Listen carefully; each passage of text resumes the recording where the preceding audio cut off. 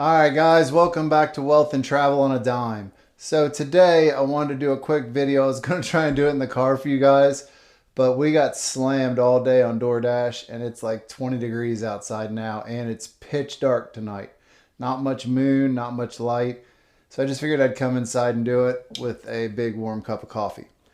So today's video is about getting rich with DoorDash or any other side hustle or even your job. The reality is I'm going to explain this to you. It's a very simple process and it's one we actually are using and have used. Now this is not Instagram rich. This is not popping bottles and making it rain in the strip club or whatever. We're not talking about that. We're talking about really being rich, financial independence, rich with time, buying your time back. Basically, you getting up in the morning and deciding, do I want to go do this for a living? If I don't, then I don't have to because I have the ability to support myself. All right.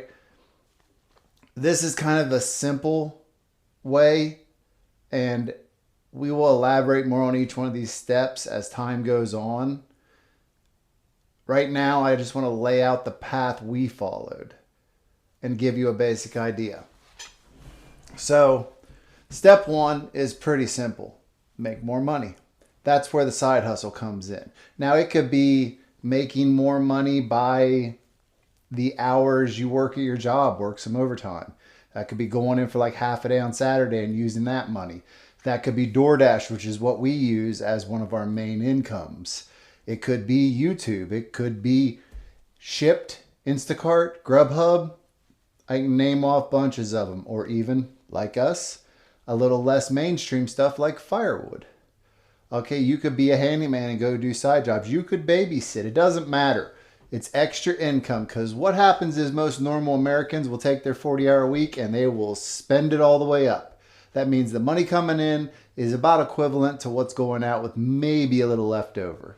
All right, and since we already are kind of built into that in the American structure, I'm just trying to make it easier by saying, make the extra money, and that's what you're going to do what I'm about to tell you with.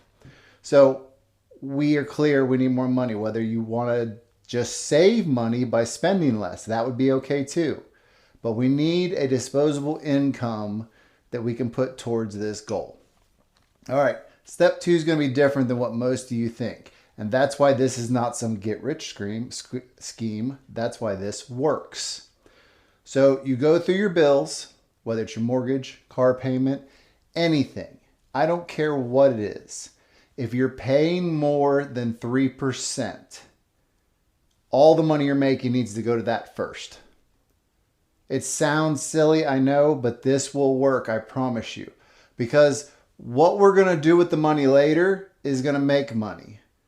But there's no point in making money with it if you're paying huge interest rates. Now, I'm not telling you this without doing it first myself, as I told you. So for those of you who don't know, we own 24 plus acres here in Hocking County with an adjacent 0.82 acre lot, which the tiny house I'm sitting in right now sits on. And they are both completely paid off. All right. You don't want to know what this property is worth now, and you definitely don't want to know what we paid for these properties because you wouldn't believe us. But the reality is we had probably 60 grand left over on our big property up there, and that's exactly what we did. We put our nose to the grindstone, hammered down, and paid it off. Simple as that. Our cars paid off. Everything's paid off. We do not have debt to any bank. All right? I do not owe any bank any money. No mortgage, no car payments, no nothing. We don't have debt. Now, some debt is not bad. If you've got under a 3% mortgage, I probably wouldn't pay it off early. It's really not going to save you enough to matter. Then again, if you want this to work at its best, even if you're under 3%, doing this first will make the rest of it super easy. And I'll explain as we go on. So whether it's credit card, mortgage, house payment, I don't care what it is. If you're getting charged interest, it's more than 3%, put all that extra money towards that first. That's going to get you the fastest lead, because the moment you don't have a mortgage or you don't have that car payment or you don't have this, that's more money to use for what we're going to talk about here next. Now, the next step After you've done that, after you've gotten rid of all your debt, credit card debt, if you have a mortgage over 3%, car payment if it's over 3%, I don't know. If you owe the home shopping network money, I don't know. Anything over 3% interest rate paid off.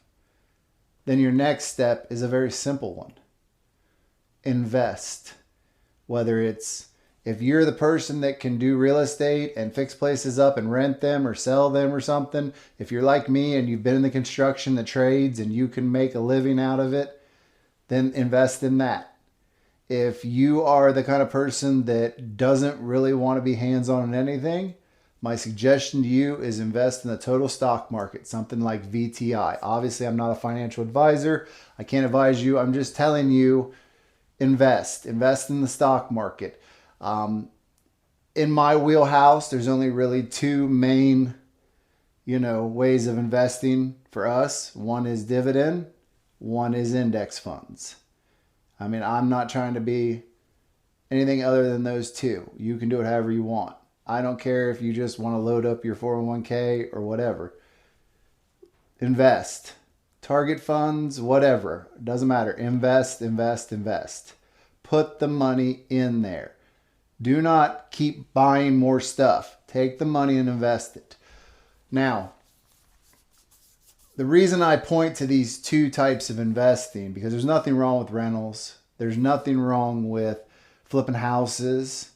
All right. But they are very hands-on. I'm giving you a hands-off option because I'm going to be honest with you. I think 90% of people just don't want to deal with it. They just would like to see money coming in. And that's what I'm talking about here. Now, while dividend is a little bit more intricate and you got to learn a little bit more, the total stock market, like I talked about, is basically as safe as it gets, in my opinion. And most major investors, Warren Buffett, Charlie Munger, when he was alive, everybody will tell you that this is the way to make money. It's the safest over time. Does the stock market go up and down? Yes. But with an average of 8 to 10% a year, and basically these indexes are self-cleansing. So like for the S&P 500, when a company starts to deteriorate down, it goes until it's out of the index, or it's such a small weighting in the index, it doesn't affect your portfolio. So you don't have to worry about companies going bad because the index will take care of it for you. It will make it small enough that it doesn't hurt you. That's the best way I can say it, because if you're a stock picker and you have everything in like 10 stocks and one goes bad, you just wiped out 10% of your portfolio. That's why indexes work. Now, the next step is to figure out how big you need to build that nest egg.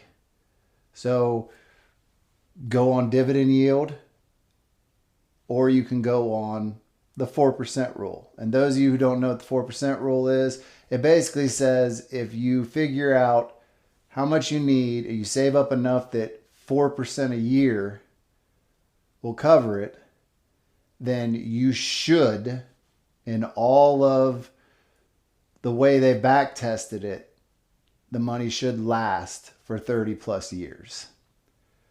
Now, I don't want to try to get too far down this rabbit hole because, as I said, I'm not a financial advisor. But if you could be paid out once a year, let's say, your salary, or maybe you don't need that much. The less you need, the less you'll have to save, if that makes sense. So if I need $20,000, I just need to save an amount that 4% is $20,000. And then I can take that out at the beginning of the year, the middle of the year, the end of the year, or even break it up into monthly, selling bits of the index, but that same index is going up 8 to 10% a year. So the key is you can get rich with side hustles. You can get rich working overtime. The question is, are you willing to put the money there and do it? I see so many people that go out and work a Saturday and Sunday and then don't do anything good with the money. That just encourages them that I worked harder, so I should get to eat out. And they blow half of what they made eating out those days they're going to work. Now, I said that we were doing this, and I want to put this into context for you guys. Our plan is that we don't like to stop working. I mean, we want to stay busy. I wish I was the type that could just sit on a beach all day. I can't. I've got to do something. Now, our property keeps us pretty busy, so I'm planning to do some investments and some work and just work less often, if that makes sense. But I'm doing the things that I enjoy, the things I want to do. If I want to stop and take a week off and go on a vacation with my wife, we can do that. I don't have to go ask my boss, can I have a week off? And have them say, well, I have to check and see if anybody else is scheduled for that week. All right, this is what financial independence brings. It's not people throwing money off a ship on Instagram acting like they got money. That's a quick way to go poor. You don't give your money away. You work hard for it. And you also need to make that money make money. That's the whole game. If you can make your money make money, then you have to make that much less money. So our plan is very, very simple.